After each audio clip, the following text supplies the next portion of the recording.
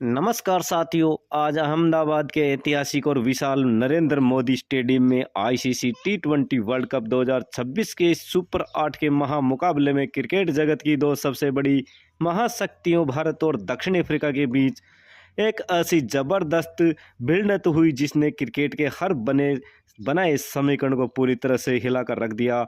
इस रोंगटे खड़े कर देने वाले मैच के अंत में जो करिश्मा हुआ उसने न केवल मैदान पर मौजूद दर्शकों को बल्कि पूरी दुनिया को दांतों तले अंगुली दबाने पर मजबूर कर दिया। जैसे ही यह निर्णायक मुकाबला शुरू हुआ, अहमदाबाद का उत्साह सातवें आसमान पर पहुंच गया था, जहां दक्षिण अफ्रीका के कप्तान एडन मार्करम और भारतीय कप्तान सूर्य कुमार यादव मैदान के बीचों बीच टॉस के लिए आए और किस्मत ने एक बार फिर से कप्तान सूर्य कुमार यादव का साथ दिया। भारत ने टॉस जीतकर पहले गेंदबाजी करने का एक बेहद साहसी और रणनीतिक फैसला किया, क्योंकि शाम की ओस और पिच की नमी भारतीय गेंदबाजों के लिए मददगार साबित हो सकती थी।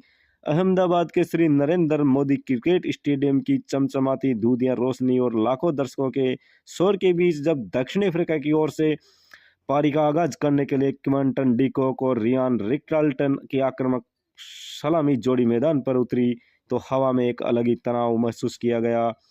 भारत की ओर से गेंदबाजी की कमान दुनिया के सबसे घातक तेज गेंदबाज जसप्रीत बुमराह ने संभाली। बुमराह ने अपने पहले ओवर में 145 किलोमीटर प्रति घंटे की रफ्तार और अपनी जादुई स्विंग गेंदों से अफ्रीका बल्लेबाजों का कड़ा इम्तिहान लिया और उन्होंने क्रीज पर पूरी तरह से असहज करते हुए बैकफुट पर धकेल दिया। बुमराह की गेंदों पर वह धार थी जिसने शुरुआत में दक्षिण अफ्रीका को रक्षात्मक होने पर मजबूर कर दिया।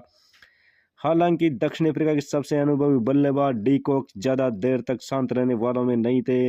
उन्होंने खेल के तीसरे ओवर में बाएं हाथ के तेज गेंदबाज अर्शदीप सिंह को निशाने पर लिया और उनकी दो लगातार गेंदों पर दो गगनचुंबी छह जड़कर स्टेडियम का तापमान अचानक बढ़ा दिया। डी कॉक के इन प्रहारों से भारतीय प्रशंसकों को सन्न कर दिया। मैच में दक्षिण अफ्रीका की वापसी का बिगुल फूंक दिया। दूसरे छोर पर रियान रिकल्टन भी आत्मविश्वास से लवरेज नजर आए। उन्होंने जसप्रीत बुमराह जैसी विश्व स्तरीय गेंदबाजी के खिलाफ एक क्लासिक कवर ड्राइव खेलकर अपने खतरनाक इरादों को स्पष्ट घोषणा कर दी।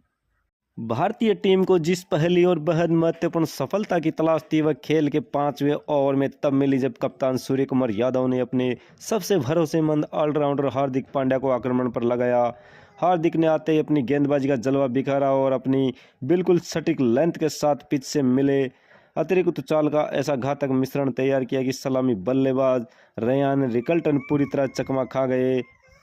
रिकल्टन के आउट होने के बाद मैदान पर कदम रखा दक्षिणी अफ्रीका के सबसे उभरते सितारे और बेबी एबी डिविलियर्स के नाम से मशहूर युवा सनसनी डेविड ब्रेविस ने क्रीज पर पहुंचते ही अपनी पहली गेंदों में दुनिया को यह साबित कर दिया कि उन्होंने महान एबी डिविलियर्स का उत्तराधिकारी क्यों माना जाता है। उन्होंने भारत के मिस्ट्री स्पिनर वरुण चक्रवर्ती की फिरकी को बिना किसी झिझक के पड़ा और घुटने टेक कर एक ऐसा गगनचुंबी और दर्शनीय छक्का जड़ दिया जिसने स्टेडियम में मौजूद 1.25 लाख दर्शकों को मंत्रमुग्ध कर दिया। अहमदाबाद के नरेंद्र मोदी स्टेडियम के उस तपते हुए और बिजली की तरह कड़की अचकते वातावरण तनावपूर्ण माहौल में दक्षिण अफ्रीका का स्कोर बोर्ड पर अब किसी बुलेट ट्रेन की रफ्तार से दौड़ रहा था। मैदान पर मौजूद 1.25 लाख दर्शकों का शोर भी अफ्रीकी बल्लेबाजों के आत्मविश्वास को कम नहीं कर पा रहा था। खेल के 10 ओवरों की निर्धारित समाप्ति के बाद दक्षिण अफ्रीकी टीम ने केवल एक विकेट के नुकसान पर 85 रनों का महत्वपूर्ण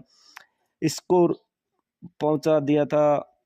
डी कॉक आज अलग ही रौद्र रूप में नजर आ रहे थे। उन्होंने मैदान के चारों ओर अपनी जादुई कलाइयों का इस्तेमाल करते हुए 32 गेंदों पर अपना तूफानी अर्धशतक पूरा किया। डी कॉक की बल्लेबाजी देखकर उस समय स्टेडियम के वातावरण में मौजूद हर व्यक्ति को यह लग रहा था कि आज अफ्रीका टीम रुकने वाली नहीं है। रनों की गति और क्रीज पर मौजूद बल्लेबाजों के जज्बों को देखकर ऐसा प्रतीत हो रहा था कि वे आसानी से 200 या 210 रनों के मनोवैज्ञानिक रूप से डरावने और विशाल आंकड़े को पार कर जाएंगे, जो टी20 क्रिकेट के इतिहास में किसी भी टीम के लिए एक अवैध पहाड़ जैसा लक्ष्य होता है। लेकिन इसी नाजुक मोड़ पर जब मैच भारत के हाथों से फिसलता हुआ दिखाई दे रहा था, खेल के 13 ओवर में भारतीय कप्तान ने गेंद वाशिंगटन सुंदर को थमाई। सुंदर ने अपनी फिरकी का वह जादुई पिटारा खोला जिसकी उम्मीद शायद अफ्रीकी खेमे में नहीं थी।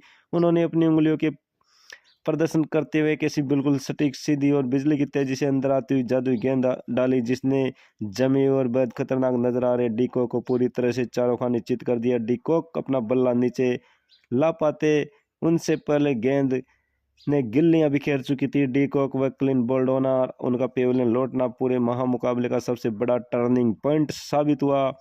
एक विकेट ने न केवल दक्षिण अफ्रीकी की रनों की प्रचंड रफ्तार पर अचानक ब्रेक लगा दिया, बल्कि हताश दिख रही भारतीय टीम और दर्शकों में फिर से जान भर दी। भारत को मुकाबले में पूरी मजबूती के साथ वापस ला खड़ा किया। डी को के आउट होकर पेविलियन लौटने के बाद क्रीज पर दक्षिण अफ्रीका कप्तान एडम मार्करम और युवा सनसनी ट्रिस्टन स्टब्ड की जोड़ी ने मोर्चा संभाला। दोनों बल्लेबाजों ने अपनी सूझबूझ का परिचय देते हुए भारतीय स्पिनरों को, विशेषकर वरुण चक्रवर्ती और वाशिंगटन सुंदर की कसी हुई गेंदबाजी पर कड़े और जानदार प्रहार किए। उन्होंने यह सुनिश्चित करने की पूरी कोशिश की कि रनों की गति कोई बड़ी गिरावट ना आए, दबाव भारत पर बना रहे। दोनों बल्लेबाजों की आक्रामक बल्लेबाजी की बदौलत दक्षिण अफ्रीका ने निर्धारित 20 ओवर के खेल की समाप्ति पर 6 विकेट खोकर 188 रनों का एक विशाल और चुनौतीपूर्ण स्कोर भारत के सामने खड़ा कर दिया। भारत की ओर से एक बार फिर दुनिया के नंबर 1 गेंदबाज और यॉर्कर किंग जसप्रीत बुमराह ने दबाव की इस चरम स्थिति में अपनी महानता, संयम और वर्षों के अनुभव को पूरी दुनिया के सामने सिद्ध किया। बुमराह ने अंतिम डेथ ओवरों में अपनी बिल्कुल सटीक और पैर की उंगलियां तोड़ देने वाली यॉर्कर और रहस्यमय धीमी गेंदों से अफ्रीकी बल्लेबाजों को हाथों को पूरी तरह बांध कर रखा। उन्होंने अंतिम ओवरों में रनों पर लगाम लगाई, अपनी धारदार गेंदबाजी से 2 अत्यंत महत्वपूर्ण बड़े विकेट चटकाए। भारतीय टीम जब 189 रनों के विशाल और हिमालय जैसे दुर्गम लक्ष्य का पीछा करने के लिए क्रीज पर उतरी तो स्टेडियम में मौजूद लाखों दर्शकों ने शोर के बीच एक अजीब सी खामोशी और तनाव का एहसास हो रहा था। एक हर दर्शक की सांसें थमी हुई थी, क्योंकि यह मुकाबला केवल एक साधारण मैच नहीं था, बल्कि भारतीय क्रिकेट के उभरते हुए युवाओं के लिए एक ऐसी अग्नि परीक्षा थी जो उन्होंने कैरियर की दिशा तय करने वाली थी। भारत की ओर से जब नई अपनी आक्रामकता के लिए मशहूर जोड़ी अभिषेक शर्मा और ईशान किशन ने आत्मविश्वास के साथ मैदान पर कदम रखा, तो दक्षिण अफ्रीका ने भी सबसे घातक हथियार एनरिक नोरकिया को गेंद थमा दी। नोरकिया ने अपनी पहली गेंद से एक आग उगलना शुरू कर दिया, जिसने खेलना किसी बल्लेबाज के लिए एक डरावना सपना था। लेकिन युवा अभिषेक शर्मा आज किसी और ही मूड में नजर आ रहे थे। उन्होंने नोरकिया की चौथी गेंद पर बिना किसी झिझक के निडर होकर बैकफुट पर मिड विकेट के ऊपर से एक ऐसा अविश्वसनीय और गगनचुंबी 6 जड़ दिया कि पूरा स्टेडियम महासागर में तब्दील हो गया। उनके शॉट ने दक्षिण अफ्रीकी गेंदबाजों के मन में खौफ पैदा कर दिया। दूसरे छोर पर खड़े ईशान किशन ने बहती गंगा में हाथ धोते हुए कसिगो रबाडा की गेंदों पर 2 कड़क चौके जड़कर अपने हाथ खोले। लेकिन दुर्भाग्यवश क्रिकेट के इस अनिश्चितता भरे खेल में वे तीसरे ओवर की एक जादुई गेंद को पढ़ने में नाकाम रहे। उन्होंने गेंद उनके बल्ले का बाहरी किनारा लेकर स्लिप में खड़े फील्डर के हाथों में समा गई और ईशान किशन एक आसान कैच देकर पेविलियन लौट गए। इनके आउट होने के बाद प्रभावशाली तिलक वर्मा, जिन्होंने मैदान पर आते ही अभिषेक शर्मा का साथ मिलकर दक्षिण अफ्रीकी गेंदबाजों की धज्जियां उड़ाना शुरू कर दिया। अभिषेक शर्मा आज तो एक अलग ही रौद्र रूप में नजर आ रहे थे। उन्होंने दक्षिण अफ्रीका की नई सनसनी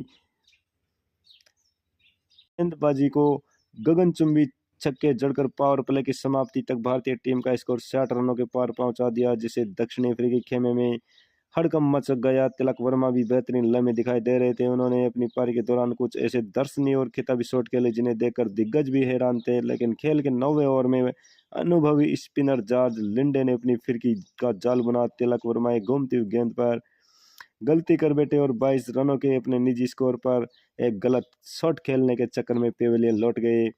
इनके आउट होने के बाद दुनिया के सबसे खतरनाक भारतीय कप्तान और दुनिया के सबसे विस्फोटक बल्लेबाज सूर्य कुमार यादव ने मैदान पर आते ही अपने सिग्नेचर बिखेरना शुरू कर दिया, जिसे देखकर दक्षिण अफ्रीकी कप्तान एडम मार्करम के माथे पर चिंता की लकीरें साफ नजर आने लगी। अभिषेक शर्मा अपनी तूफानी बल्लेबाजी जारी कर चुके थे। मात्र 24 गेंदों में अपना अर्धशतक पूरा कर साबित कर दिया कि वे आज मैच खत्म करके ही दम लेंगे। हालांकि जब भारतीय टीम जीत की ओर बढ़ रही थी, तभी मैच में एक बार फिर सन्नाटा छा गया।